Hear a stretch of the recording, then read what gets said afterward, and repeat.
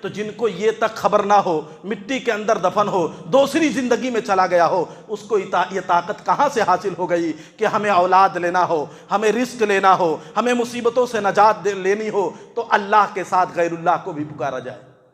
یہ کہاں سے؟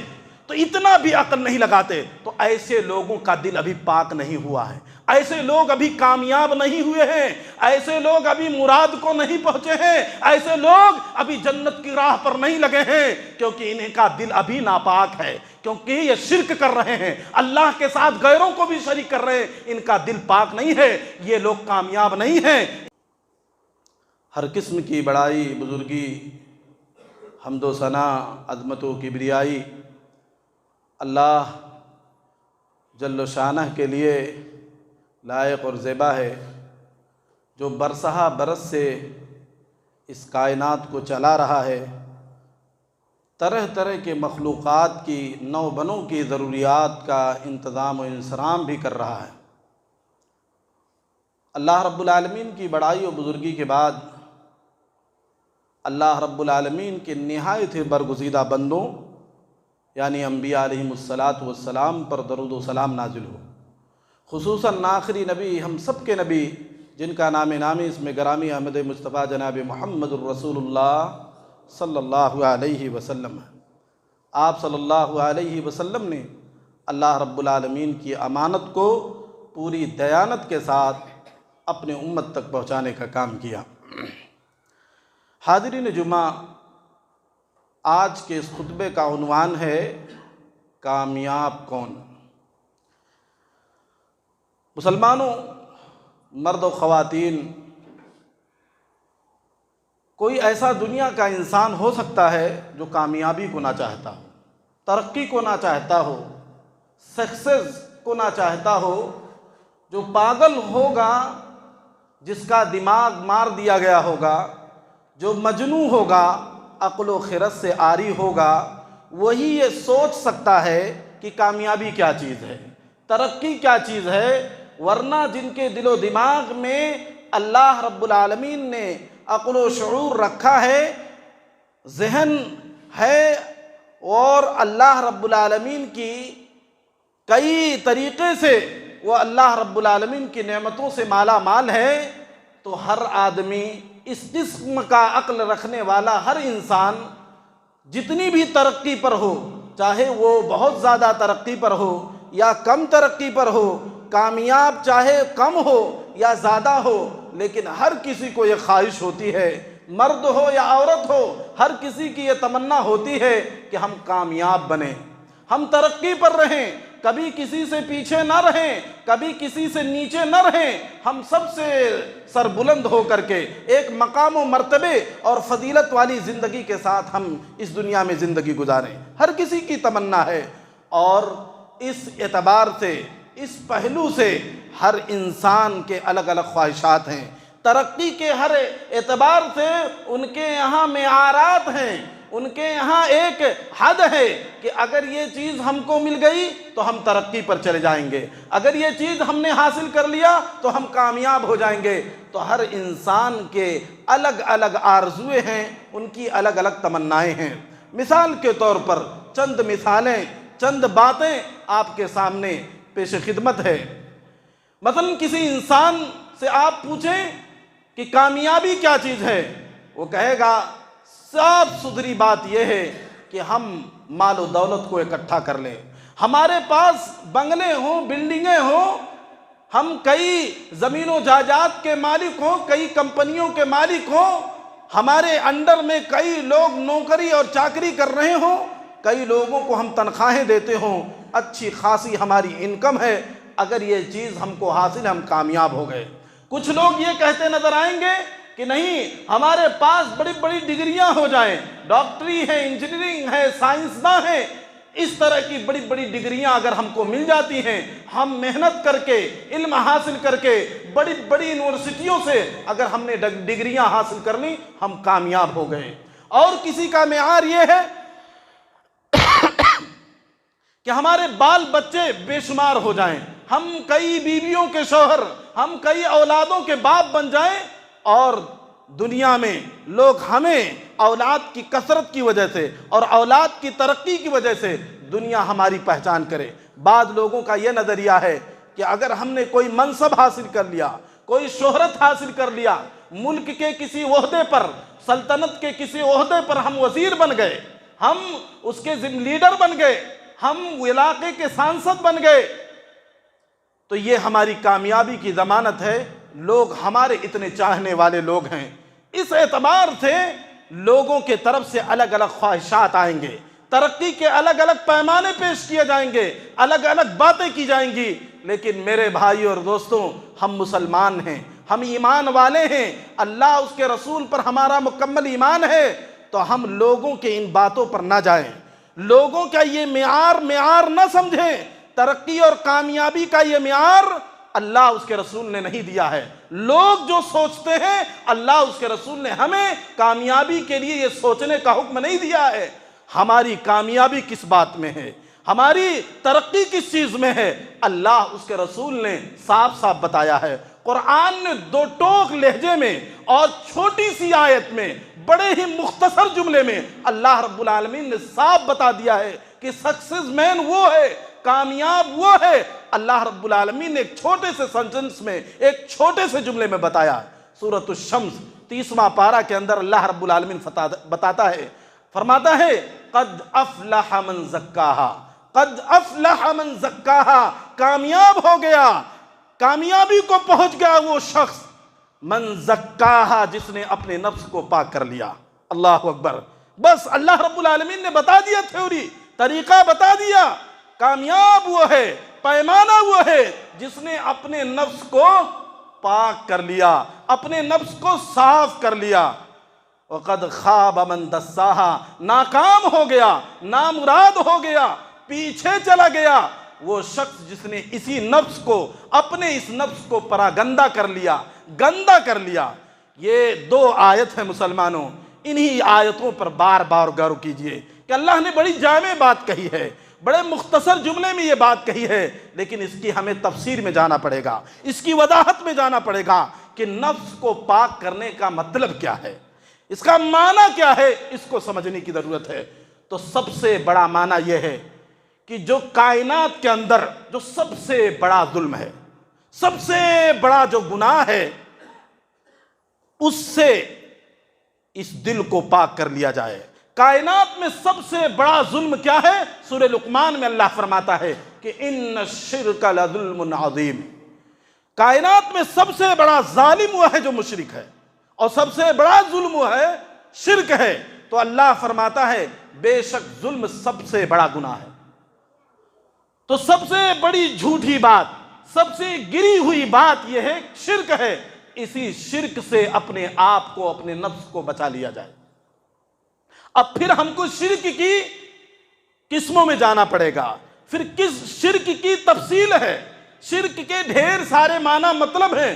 مسلمانوں کی اکثریت اس شرک سے ناواقف ہے، جس سے اپنے دل کو سب سے پہلے پاک کر کے، اپنے نفس کو پاک کر کے کامیاب بننا ہے۔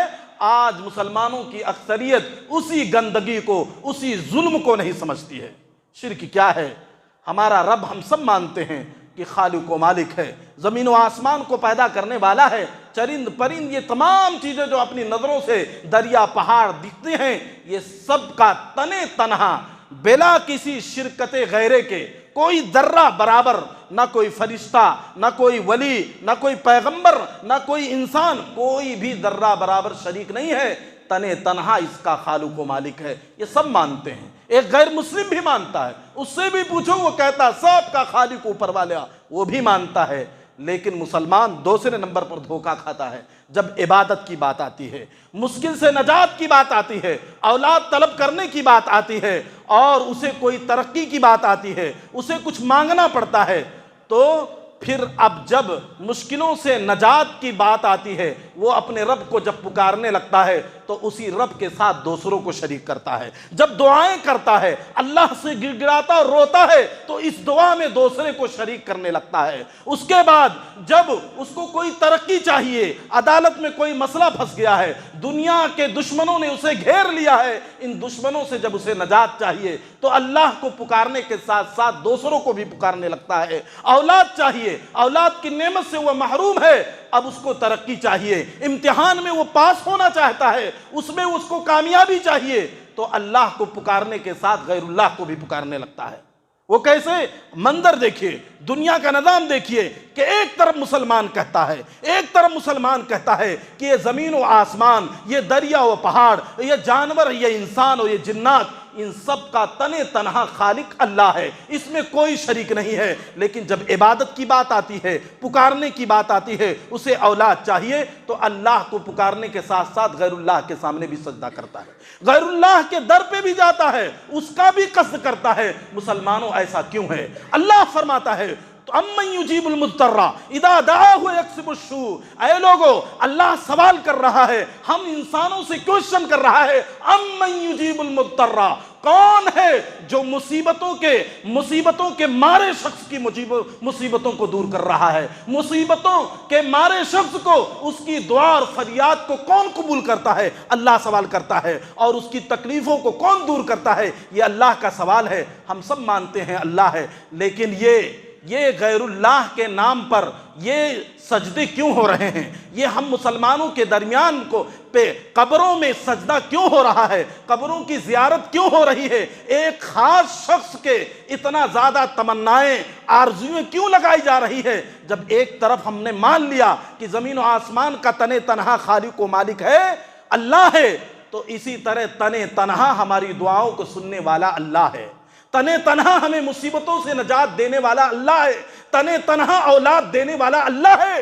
تو یہ غیروں کے آستانوں پہ سجدے کیوں ہیں؟ پیغمبروں کے سجدے، قبروں پر سجدہ کیوں کیا جا رہا ہے؟ جبکہ محمد الرسول اللہ صلی اللہ علیہ وسلم نے اپنی امت کو یہ ڈرایا تھا، لا تجعل قبری مسجدا، اے لوگوں میرے قبروں کو سجدہ گاہ نہ بنا دینا۔ تو پیغمبروں نے جس امت کو تعلیم دیا، پیغمبر نے جس اپنی قوم کو جن چیزوں سے ڈرایا، آج یہ امت وہ کام کیوں کر رہی ہے؟ تو مسلمانوں، یہ مسلمان کامیاب نہیں ہیں جنہوں نے اپنے دل کو شرک سے پاک نہیں کیا، جن کے دلوں میں اللہ کا ڈر ہونے کے ساتھ ساتھ غیر اللہ کا بھی ڈر بسا ہوا ہے کہ اس ولی کے قبر پر اگر نہیں گئے تو ہمیں کچھ خطرہ ہو جائے گا، اگر ہم نے ان کو اپنی دعاؤں میں سہارا نہیں لیا تو اللہ نہیں سنے گا، اگر ہم نے مصیبتوں کے وقت ان کو نہیں پکارا تو ہم کو کامیابی نہیں ملے گی۔ یہ جو ڈر ہے دل کے اندر، یہ جو خوف ہے، اور یہ جو غیروں سے مدد لینے کی جو تمنا دل میں ہے، یہ اس دل کو پاک نہیں کہیں گے۔ اس شخص نے اپنے دل کو پاک نہیں کیا ہے اور یہ شخص کامیاب نہیں ہے۔ تو اللہ فرماتا ہے کامیاب ہو گیا، مراد کو پہنچ گیا، جنت کی راہ پر چلا گیا وہ شخص جس نے اپنے اس نفس کو پاک کر لیا۔ تو سب سے پہلے شرک کی جتنی قسمیں ہیں اس سے انسان اپنے آپ کو پاک کر لے۔ کیسی بے عقلی ہے کہ ایک مسلمان جو ڈاکٹر بھی ہے، انجینئر بھی ہے، کئی عہدے کو حاصل کیا ہے، کئی عہدے پر قائم ہے اور لوگوں کو ٹیچنگ دیتا ہے، لوگوں کو تعلیم دیتا ہے، ایسے پڑھے لکھے لوگ، ان کا معاملہ یہ ہے کہ جب ایک ولی جو ہمارے درمیان اللہ والا تھا، زندہ تھا ہمارے بیچ میں، جب وہ دنیا سے چلا جاتا ہے، قبر کے اندر چلا گیا، جس کو نہ نہانے کی طاقت تھی مرنے کے بعد، نہ جلنے کی طاقت تھی، چار پائی پر کندھا دے کر کے لوگوں نے اس کو قبر میں اتارا، اس کو مٹیاں دی، کفن پہنایا، اب وہ کئی گز کے اندر ہے، وہ کئی میٹر کے اندر وہ قبر میں ہے۔ اب لوگ جا کے وہاں رونے لگتے ہیں، وہاں جا کے ہاتھ پھیلاتے ہیں، وہاں جا کے گڑگڑانے لگتے ہیں، وہ اس کے اوپر جا کر کے اپنے نظر و نیاز کے نام پر مال لٹاتے ہیں۔ اسی پڑھے لکھے شخص سے پوچھو، جب یہ ولی اللہ زندہ تھے تو ذرا عقل لگاؤ کہ اگر یہ سو رہے ہو اور تم جاگ رہے ہو، تم بیدار ہو، ہوشیار ہو، تو بتاؤ اگر تم چاروں طرف کمرے میں دیکھ رہے ہو، کچھ بھی سوچ رہے ہو یا کچھ دھیمی آواز میں گفتگو کر رہے ہو، یہ ولی اللہ سونے والا کیا آپ کی حرکتوں کو دیکھ رہا تھا؟ یہ ولی اللہ کیا آپ کی گفتگو یہ سن سکتا تھا؟ نہیں، بالکل نہیں سن سکتا۔ اور اسی طرح اگر تم سو جاؤ، کچھ خواب دیکھو، اللہ تم کو کچھ خواب دکھائے، تم نیند کی عالم میں ہو، تم بستر پہ ہو، لیٹے ہو، اور پاس میں وہی ولی اللہ موجود ہو، تو کیا تمہارے خواب کو وہ سمجھ سکتا ہے؟ تم کیا سوچ رہے ہو نیند میں، کیا اس کو وہ محسوس کر سکتا ہے؟ نہیں۔ تو یہ زندگی، اسی میں دونوں زندہ ہیں، دونوں پاس میں موجود ہیں، دونوں کو زندگی روح ملی ہوئی ہے، دونوں قریب میں ہیں، بس ایک سو جاتا ہے، نیند میں چلا جاتا ہے، ایک بیدار ہے، دونوں کو ایک دوسرے کے بارے میں خبر نہیں ہے۔ لیکن یہی ولی اللہ جب اس دنیا سے دوسری زندگی، قبر کی زندگی میں چلا جاتا ہے، جس کے بارے میں اللہ یہ فرماتا ہے وَمَا يَشْعُرُونَ أَيَّانَ يُبْعَثُونَ، یہ قبر میں جو لوگ پڑے ہیں، جو لوگ قبر میں لیٹے ہیں، کوئی بھی ہوں، ان کو یہ پتہ نہیں ہے کہ کب اٹھائے جائیں گے، قبروں سے کب نکالے جائیں گے۔ تو جن کو یہ تک خبر نہ ہو، مٹی کے اندر دفن ہو، دوسری زندگی میں چلا گیا ہو، اس کو یہ طاقت کہاں سے حاصل ہو گئی کہ ہمیں اولاد لینا ہو، ہمیں رزق لینا ہو، ہمیں مصیبتوں سے نجات لینی ہو تو اللہ کے ساتھ غیر اللہ کو بھی پکارا جائے؟ یہ کہاں سے؟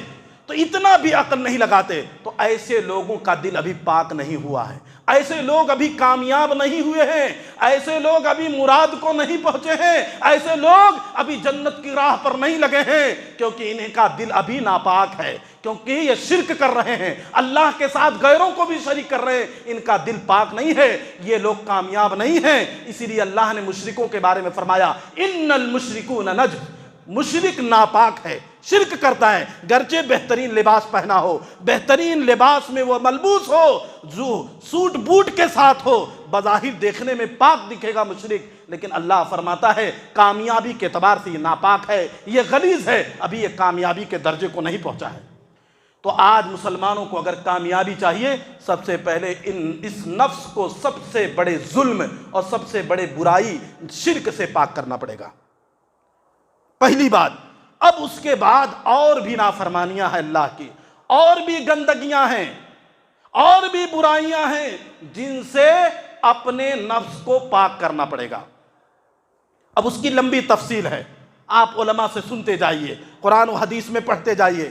اب چند دلائل اس کے بھی، بخاری مسلم کی روایت، ابو ہریرہ رضی اللہ تعالیٰ عنہ راوی ہیں، محمد الرسول اللہ صلی اللہ علیہ وسلم فرماتے ہیں اجتنبوا السبع الموبقات، اے لوگو 7 ہلاک کرنے والی چیزیں، 7 وہ چیزیں جو انسان کو پیچھے ڈھکیل دے، برباد کر دے، نامرادی کو پہنچا دے، ان سے بچو، ان سے بچو۔ تو سب سے پہلے صحابہ نے پوچھا کہ اللہ کے نبی صلی اللہ علیہ وسلم وما ہننا، ہلاکت کرنے والی چیز، ہلاکت میں ڈالنے والی چیز کیا ہے بتائیے آپ؟ تو آپ نے سب سے پہلے کہا الشرک باللہ، یہی سب سے بڑا ظلم۔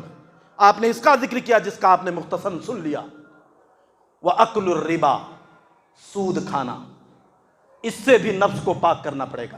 وَأَكْلُ الرِّبَا وَأَكْلُ مَالَ الْيَتِيمِ، یتیم کے مال کو کھانا۔ کتنے ظالم ایسے ہیں کہ اگر باپ سے قرض لیا تھا، اچانک باپ کی موت ہوتی ہے، بھول جاتے ہیں، قرض واپس کرنے کی ان کے اندر تمنا نہیں، یتیموں کا مال کھاتے ہیں۔ وَأَكْلُ مَالَ الْيَتِيمِ، اور ایسے ہی آپ نے فرمایا قتل، ناحق کسی کو قتل کرنا۔ اگر اسلامی حکومت ہے، قاتل ہے، کسی کو قتل کیا ہے ناحق، بدلے میں قتل کر دیا جائے گا۔ لیکن اسلامی حکومت نہیں ہے تو یہ بھی اتھارٹی آپ کو نہیں ہے۔ ہاں دنیا، وہ آپ کے ملک کا جو بھی قانون ہوگا اس کے تحت آپ اس کو سزا دلوائیے، لیکن اپنے ہاتھ سے کسی کو قتل نہ کریں، ملک کے قانون کے خلاف نہ جائیں، بغاوت نہ کریں، تو ناحق کسی کو قتل کرنا۔ اور اس کے بعد اللہ کے نبی صلی اللہ علیہ وسلم نے یہ بھی فرمایا السحر، جادوگری۔ کتنے مسلمان ایسے ہیں شوہر کی محبت پانے کے لیے بیوی جادوگروں کے پاس جاتی ہے، کسی کا مال ہڑپنا ہے تو لوگ جاتے ہیں، دوست جاتا ہے جادوگروں کے پاس، ساس بھی اپنے بیٹے کو بہو سے دور کرنے کے لیے ساس بھی جاتی ہے جادوگروں کے پاس، کتنی بہویں جاتی ہیں، کتنی دیورانی جاتی ہیں، کتنی جٹھانی جاتی ہیں، عورتوں کے اندر یہ بیماری عام ہے۔ تو جادوگروں کے پاس، تو جو حرکتیں یہ عورتیں کرتی ہیں، یہ عورتیں کامیاب نہیں ہیں، کیونکہ انہوں نے اپنے دل کو ان بیماریوں سے پاک نہیں کیا۔ اور ایسے ہی اللہ کے نبی صلی اللہ علیہ وسلم نے فرمایا وَالتَّوَلِّي يَوْمَ الزَّحْفِ، چھٹی بات، وَالتَّوَلِّي يَوْمَ الزَّحْفِ، جنگ کے موقع پر جنگ ہو رہی ہو، پیٹھ پیچھے کر کے بھاگ جانا، پیٹھ دکھا دینا، یہ بھی ہلاک کرنے والی چیز ہے۔ آپ کے سہارے پر مسلمانوں کے قائد نے، مجاہدین کے قائد نے دشمنوں سے مورچہ لینے کی ٹھان لی ہے، عین موقع پر آپ پیچھے ہٹ جائیں، یہ دھوکہ ہے مسلمانوں کے ساتھ، ایمان والوں کے ساتھ۔ اور ایک بڑی چیز آخری نبی نے فرمایا، وَقَذْفُ الْمُحْصَنَاتِ الْمُؤْمِنَاتِ الْغَافِلَاتِ، برائیوں سے دور اللہ والی مومنہ عورتوں پر الزام لگانا، جن کو برائی کا پتہ نہیں، غافل عورتیں سیدھی سادھی اللہ والی عورتیں ہیں، انہیں اللہ اس کے رسول سے مطلب ہے، ایسی عورتوں کو شک اور گمان کی بنیاد پر الزام رکھ دینا کہ فلاں مرد سے اس کا تعلق ہے ناجائز، یہ بھی بڑی خطرناک بات ہے۔ یہ وہ شرم و حیا کی پیکر سیدھی سادھی عورت پر یہ جملہ اتنا بھاری پڑتا ہے کہ اگر وہ ایمان والی نہ ہو تو خودکشی کر لے، یہ اتنا خطرناک جملہ ہے۔ تو یہ بھی بیماری عام ہے، عورتیں عورتوں پر بڑی آسانی کے ساتھ الزام رکھ دیتی ہیں، کسی کو دیکھا 2-4 مرتبہ الزام رکھ دیا، تحقیق نہیں، جبکہ اسلام کا حکم ہے 4 گواہ چاہیے۔ ایسے موقع پر کسی کو زناکاری کا حکم لگانے کے لیے 4 گواہ چاہیے، 4 گواہ کے بغیر اگر اس نے یہ زبان کھولی تو اس کو 80 کوڑے مارے جائیں گے کہ بلا دلیل کہ تم نے یہ الزام کیوں رکھا۔ تو یہ سب ہلاک کرنے والی چیزیں ہیں۔ ایسے اور بھی حدیثوں میں جو ہم کو پیچھے دھکیلنے والی، کامیابی سے پیچھے کھینچنے والی چیزیں ہیں، وہ بھی محمد الرسول اللہ صلی اللہ علیہ وسلم نے حدیثوں میں، قرآن میں بیان کیا گیا ہے، جیسے زناکاری ہے، چوری ہے، دھوکہ ہے اور سودی لین دین ہے، برائیوں کو دیکھ کر کے برائیوں پر خاموشی اختیار کرنا، بھلائیوں کی طرف لوگوں کو نہ بلانا، یہ ساری چیزوں سے اپنے دل کو پاک رکھنا پڑے گا، تب جا کر کے آپ کا نفس پاک ہوگا۔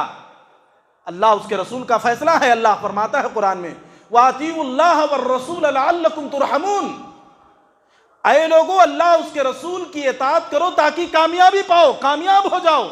اور ہر خطبہ جمعہ میں اور ہر خطبہ نکاح میں اور دیگر پروگرام میں یہ آیت بار بار آپ کے کانوں سے ٹکراتی ہوتی ہے کہ وَمَن يُطِعِ اللَّهَ وَالرَّسُولَ، کہ جو لوگ بھی اللہ اس کے رسول کی اطاعت کریں گے فَأَفُوزَ فَوْزًا عَظِيمًا، تو یہ بڑی کامیابی سے ہمکنار ہوں گے، بڑی کامیابیاں ان کو ملیں گی۔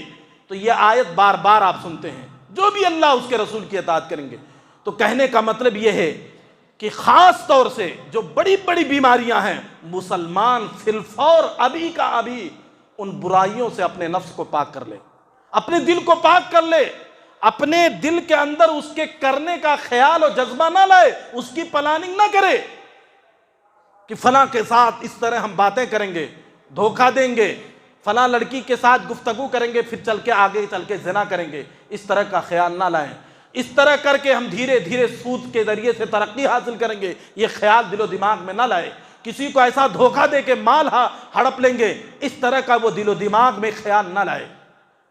ایسے ہی اللہ کے نبی جناب محمد الرسول اللہ صلی اللہ علیہ وسلم نے فرمایا، جس نے 5 وقت کی نماز ادا کی، روزہ رکھا، زکوٰۃ ادا کیا اور مسلمانوں کے ساتھ خیر خواہی کرنے کا جذبہ رکھا، وہ کامیاب ہو گیا۔ رب کعبہ کی قسم ہے، وہ کامیاب ہو گیا۔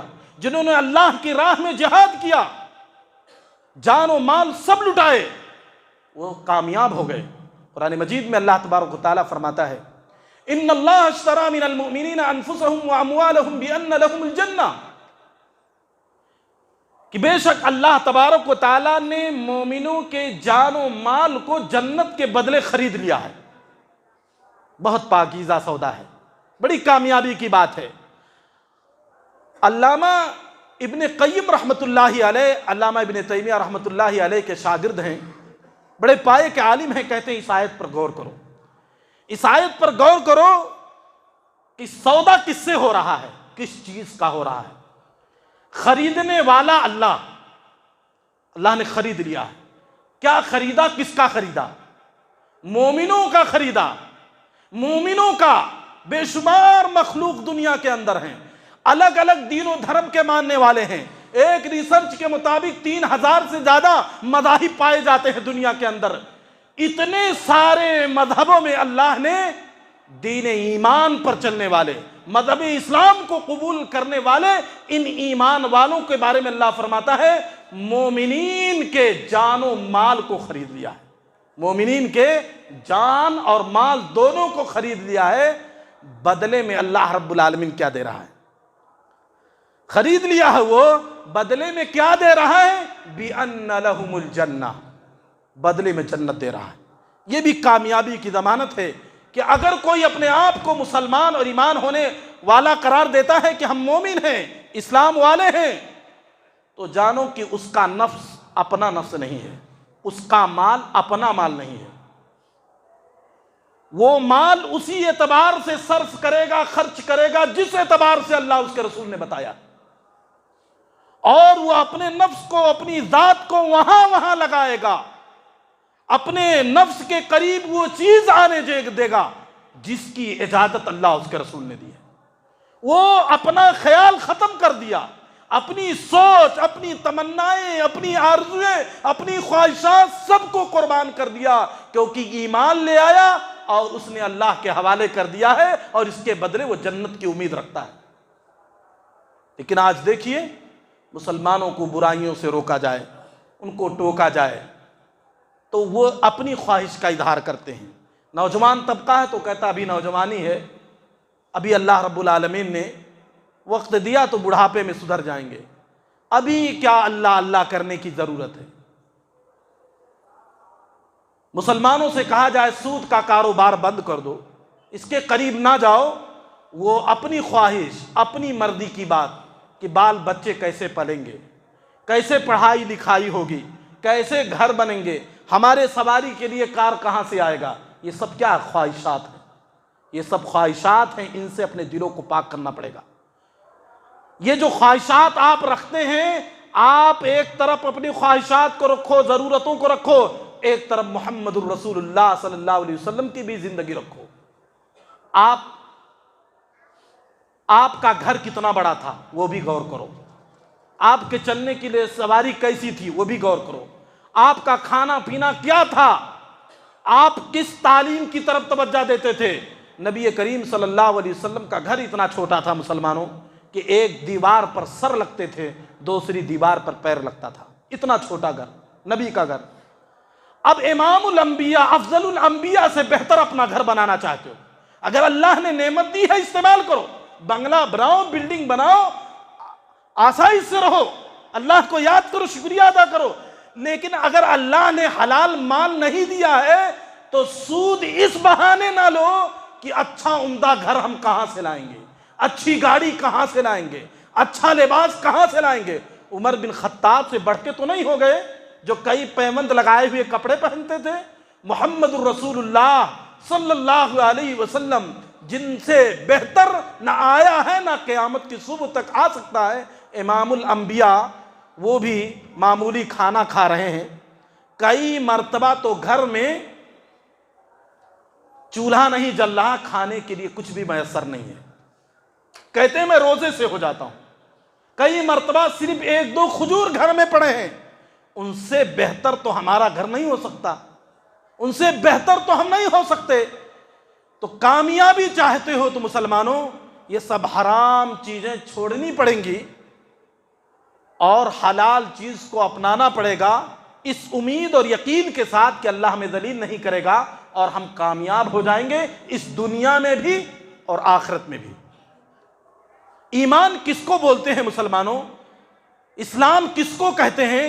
بس آپ ایک مثال سے سمجھ جاؤ کہ آپ کے راستوں پہ کانٹے بچھا دیے جائیں، آپ اپنی آنکھوں سے دیکھ رہے ہیں کہ یہ خطرناک قسم کے کانٹے ہمارے راستے میں ہیں، آپ کو کہا جائے اسی پہ چلو، کہنے والا کون؟ اللہ کی ذات، رسول اللہ کا فرمان ہے کہ اسی پر چلو، تو آپ کانٹا نہ دیکھو، اس کی تکلیف نہ دیکھو، اس کی چبھن نہ دیکھو، اپنے خالق و مالک کا فرمان دیکھو کہ کہنے والا کون ہے، کانٹے کی سختی نہ دیکھو، کہنے والا کون ہے، حکم دینے والا کون ہے؟ ہمارا احکم الحاکمین ہے، اپنے بندے کو یہ حکم دے رہا ہے، تو آپ اس پر جب چل پڑو گے اللہ خوش ہو جائے گا اور وہ کانٹا جو دکھ رہا تھا آپ کو، وہ کانٹے کو گلے گلزار پھول بنا دے گا، باغ بنا دے گا۔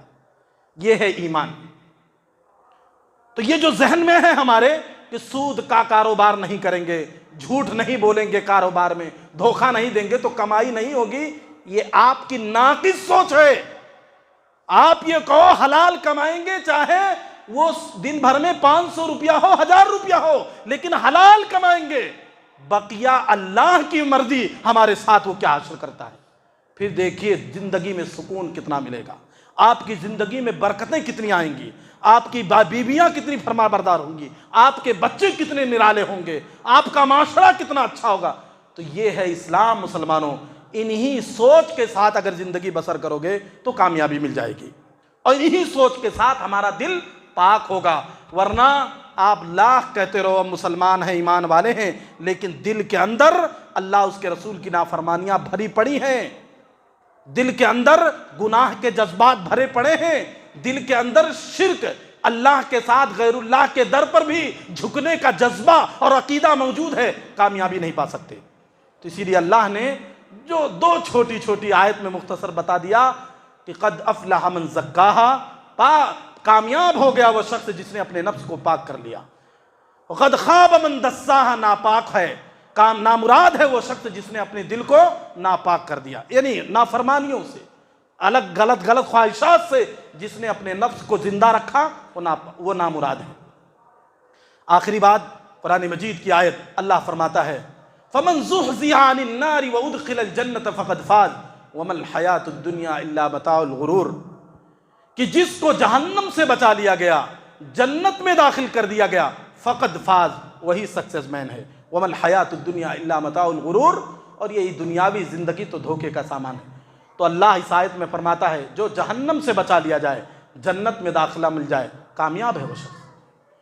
تو ان سوچ کے ساتھ زندگی بسر کیا جائے، وہ کانٹوں والے راستے کی جو ہم نے مثال دی ہے زندگی میں اس کو سامنے رکھیے، انشاءاللہ آپ اپنے آپ کو اللہ کے حوالے کر دیں، جو اللہ کا ہو جاتا ہے اللہ اس کا ہو جاتا ہے، جو اپنی ساری چیزیں اللہ کے حوالے کر دیتا ہے اللہ ساری نعمتیں اس کے حوالے کرنے کے لیے تیار ہوتا ہے۔ محمد الرسول اللہ صلی اللہ علیہ وسلم سے اللہ تعالیٰ نے کیا فرمایا کہ اے نبی آپ کہو تو یہ جو بتہا پہاڑ ہے میں سونا بنا کے دے دوں۔ اللہ نے یہ بات کیوں کہی؟ کیونکہ نبی کی جو فرما برداری تھی، نبی نے اپنے آپ کو جو اللہ کے حوالے کر دیا تھا، تو اللہ تبارک و تعالیٰ نے اسی جذبے اور عقیدے اور ایمان کو دیکھ کر کے کہا کہ اے پیغمبر، اے بندے، اگر تو میرا بن جاتا ہے تو بول جو چاہ ہم دیتے جائیں۔ لیکن نبی کریم صلی اللہ علیہ وسلم نے کہا اے اللہ میری خواہش ہے میں ایک دن بھوکھا رہوں اور ایک دن آسودہ رہوں۔ جب بھوکھا رہوں گا تضرعت الیک، تجھ سے گڑ گڑاؤں گا، روؤں گا، فریاد کروں گا، سوال کروں گا، اور جب میں آسودہ رہوں گا تو تیری حمدتک و شکرت لک، میں تیری تعریف بیان کروں گا، تیرا شکریہ ادا کروں گا۔ تو اگر زندگی میں خوشی غمی دونوں لگی رہے، ایمان درست رہتا ہے۔ لیکن اللہ کسی کو برباد کرنا چاہتا ہو بڑی نعمتوں میں دیتا ہے، برباد ہو جاتا ہو، اور کوئی غربت کی وجہ سے برباد ہونا چاہتا ہے، کوئی یہ کہتا ہم اسی میں رہیں گے، ہم اپنی حالت میں رہیں گے، اللہ اس کو غریب بنا کر کے، ذلیل بنا کے بھی برباد کرتا۔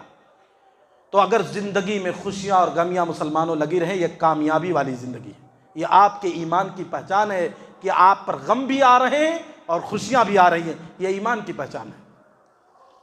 بعض لوگ سوچتے ہیں زندگی بھر میرے اولاد کو خوشیاں ملیں، زندگی بھر ہم خوش و خرم رہیں، یہ آپ کے ایمان نہ ہونے کی دلیل ہے کہ آپ ہمیشہ وہی سوچتے ہیں۔ تو میرے بھائیوں اور دوستوں، ایمان کی راہ اور روز کو سمجھیں، آپ کامیابی کی باتوں کو سمجھیں۔ یہ جو دنیا کہہ رہی ہے کہ دولت اکٹھا ہو جائے، شہرت اکٹھا ہو جائے، کئی ڈگریاں اکٹھا ہو جائے، یہ سب کامیابی کی ضمانت نہیں ہے۔ یہ سب کامیابی ہیں، کامیابی والی چیزیں ہیں کب؟ جب یہ چیزیں اسلامی سوچ کے اعتبار سے آپ پہلے کامیاب ہو جائیں۔ اگر اسلامی سوچ کے ساتھ آپ کامیاب ہیں تو یہ چیزیں فائدہ مند ہیں، اگر اسلامی سوچ کے ساتھ آپ کامیاب نہیں ہیں تو یہ چیزیں آپ کو اور زیادہ تباہی میں ڈالنے والی ہیں اور دنیا کی طرف لے جانے والی ہیں۔ اللہ رب العالمین سے دعا ہے کہ اللہ تبارک و تعالی اصل جو کامیابی کی اتھاٹ اور روح اور راز ہے، اللہ رب العالمین ہم مسلمانوں کو اس کو سمجھنے کی توفیق عطا فرما۔ اللہ رب العالمین کامیابی کی جو راہیں ہیں اللہ ان کامیابی کی راہوں کو ہمارے لیے کھول دے، ہمارے سامنے عیاں کر دے۔ اللہ ہماری سوچ کو اسلامی سوچ، سلف صالحین والی سوچ بنا دے۔ اللہ ہم کو، ہماری اولاد کو، ہمارے نسلوں کو، ہمارے معاشرے کو، مسلم معاشرے کو خاص طور سے اللہ نمازی بنائے، مسجدوں کو آباد کرنے والا بنا دے۔ اللہ ہم میں سے جو پریشان حال ہیں ان کی پریشانی کو دور فرما دے۔ اولاد کی نعمتوں سے جو محروم، اللہ ان کے اولاد کی جیسی نعمت سے مالا مال کر دے۔ اللہ ہمیں جو روزی روٹی کے سلسلے میں پریشان حال ہیں، اللہ ان کو کسی جگہ روزی روٹی کا انتظام و انتظام فرما دے۔ اللہ ہم سب کی اصلاح فرمائے، ہم سب مسلمانوں کے درمیان محبت و پیار بھائی چارگی عطا فرما، ہم سب کو نیک بنا، ایک بنا۔ اقول قولی ھذا استغفر اللہ لی ولکم ولسائر المسلمین فاستغفروہ انہ الغفور الرحیم۔